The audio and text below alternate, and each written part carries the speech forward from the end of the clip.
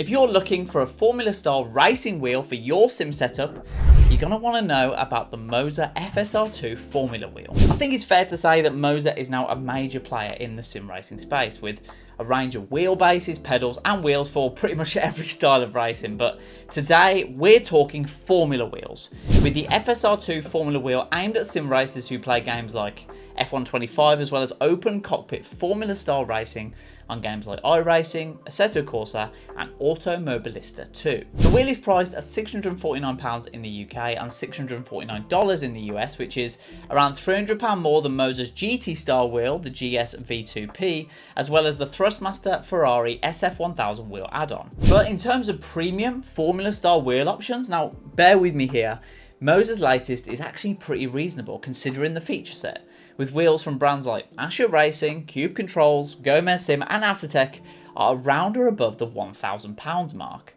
Now obviously £650 is still an awful lot of money, it's a lot, but in the world of sim racing, not so much. So about that feature set, let's take a look at what this wheel offers.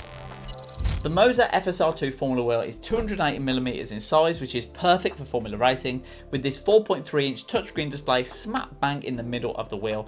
This is 480p and 60Hz refresh rate. What shows on the screen can be customised infinitely through Moza Pithouse, but more on that later. In terms of construction, the faceplate is made from 5mm thick twill carbon fibre, with the backplate made of 3mm thick aerospace grade aluminium alloy. You also get these great perforated leather grips on the side, and the paddles themselves, which use magnetic hall sensors, are also made from carbon fibre. They also make a lovely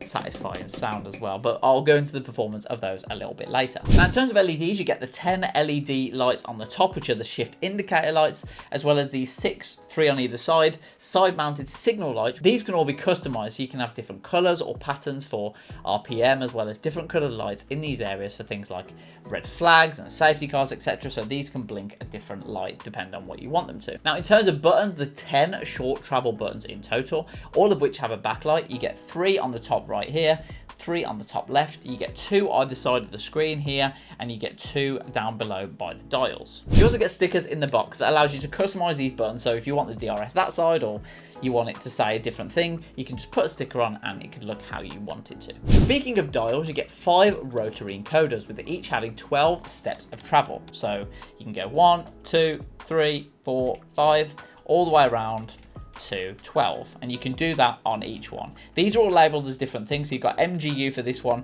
traction control, ERS, ABS and mix, but you can obviously customize these to change different things however you'd like within the Moza Pithouse menu. You also get these 2 little thumb encoders here, which are a little bit more difficult to press, but I find these are really nice when you're in the middle of a race.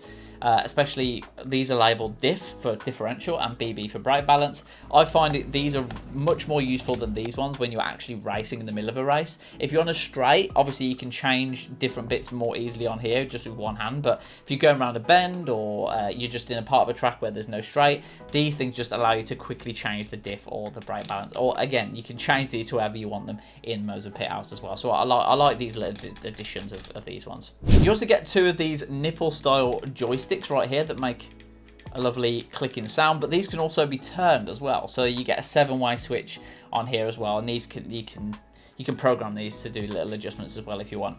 I personally have never used these because I find that to be a bit more of a difficult thing on straights rather than just going for the big ones, but if you prefer like a little one like that, the option's there for you. On the back you get 6 paddles with the standard shift paddles in the middle. You get the dual clutch paddles on the bottom, and then you get an extra pair of paddles on the top. You can customize and use how you'd like. I've used these as a DRS activation button before, and I've tried them as ERS, but there's loads of options for these. It's just nice having the 2 extra, and they're the same quality as the ones you get. So it's nice having the 2 extra just for that little bit more customization. In terms of installation, it's really easy. You get the quick release mechanism that works nicely across the whole Moza ecosystem. You just get 2 hands like this, push forward, and the wheel comes off like that. And then to put it back on, you just make sure that they're all lined up. You get these little pins that are inside, and there's a little design here. Just make sure the pins match the design like this, pop it in, and then the wheel comes back on like so. There you go. Also, this wheel can also be used easily with other third-party wheelbases, but you do need to purchase the Moza hub kit separately. But it is possible, you just need to buy another thing. Now onto the Moza Pithouse software, and for those who have a Moza setup already, you'll know exactly what this is all about. But for those new to the Moza ecosystem, it's the program you use to adjust all the settings, calibration, dead zones, lighting effects, and more for all Moza products. Now talking specifically about the Moza FSR2 Formula Wheel, you can do things like adjust the button mapping, change the clutch bite point, you can change button brightness, and even the LED specifically too. Then there's the dashboard option, which can be customized to from a set number of default designs that Moza provide if you like. So you can go for a Formula 1 style dashboard. I can go in and move the ERS value to the first screen, and you can move elements how you'd like, even add in things like track maps, etc., as long as it's supported by the game. Now in terms of the actual dashboard customization, it's okay, it's decent, I've enjoyed using it, but it's not SimLab. And as this wheel isn't compatible with SimLab, if that's what you use to make your custom dashboards, you're probably not going to be happy, as you'll have to make another custom one with this new software. It's a shame that Moza has locked players into only being able to use this software, particularly as Moza seem happy for you to use their wheels and pedals with third-party options, so that's something to consider if you use SimLabs. Overall though, this wheel looks the business, doesn't it? But how does it perform?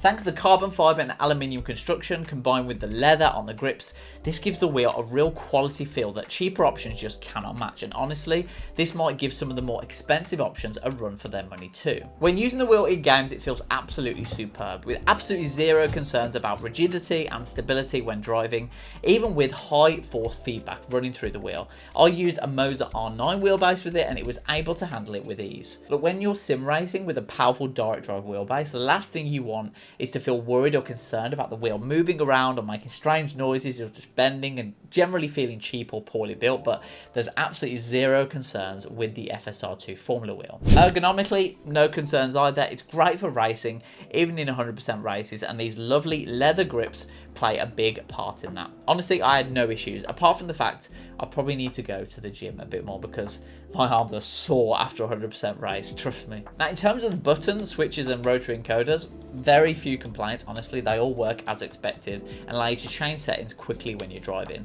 The only letdown of the entire device for me are these little joysticks here, and it's a shame because these are the joysticks you're going to be using the most in game as you make your way through the menus, change your setup or assist, and honestly these are a bit too inconsistent for my liking, particularly when you press them in to register a click or advance. They sometimes without warning just do a random double click, or as you press it, it moves the menu up, so it just goes into a menu you didn't want to, or advance when you didn't want to. And considering just how high quality the whole wheel feels overall, these joysticks just don't fit in for me. They seem like they're a lot cheaper compared to the rest of the wheel, and that's a bit of a shame. These joysticks just aren't on the same level as the rest of the wheel for me, unfortunately. The paddles though feel great to use and they generate a lovely clunking sound, as I said before, as you'd expect. The screen is also pretty great. It's bright enough and the touchscreen works as you'd expect. You can switch between different screens. So on the first screen, I've got the throttle, I've got the overall speed, and I've got the brake, as well as the ERS that I customized earlier, and I've got the speed and the RPM, and I can just swipe across like this and it shows the track map when I'm actually on the track, and then swipe again and you can see things like DRS, you can see my tyre wear, you can see fuel, and also what gear I'm in. But again, you can customize these however you like it, and honestly this works exactly as intended. Especially in races, it's just nice just to be able to, especially if you're on a straight, just check your tyres. If you don't want to put the overlay up in game, just check your tyres quickly and then you can swipe back as well, like that. So, the Moza FSR2 Formula Wheel is a superb option for sim racers who are on the lookout for a Formula style wheel. And look, despite its high price on paper, when you compare it with the cheaper options out there, this wheel just feels significantly better, has better features, better build quality, and is much nicer to use. Now, it's not perfect. The joysticks are a bit disappointing. For a wheel at this price point, I'd expect more. And the lack of SimLab support is a pain, despite Moza Pithouse being a decent piece of software to use. Overall, I definitely recommend the Moza FSR2 Formula Wheel if it's in your price range. Its build quality was super impressive and it rivals much more expensive wheels in my opinion. Overall then, I'm giving the Moza FSR2 Formula Wheel a 4 out of 5 here on All Out Gaming. Let me know if you've already picked up one of these wheels yourself and what you think of it, or if you're thinking of buying one. If you've got any questions, let me know in in the comments and I'll try and get back to every single one of you. If you enjoyed this video, drop a like. It honestly helps a lot more than you think. And if you want to see more videos like this, specifically with sim racing hardware, there's a few videos on the channel, so why not get over there and get subscribed, because we've got loads more of this stuff coming up in the future. That's all from me though. I'll see you out on the racetrack.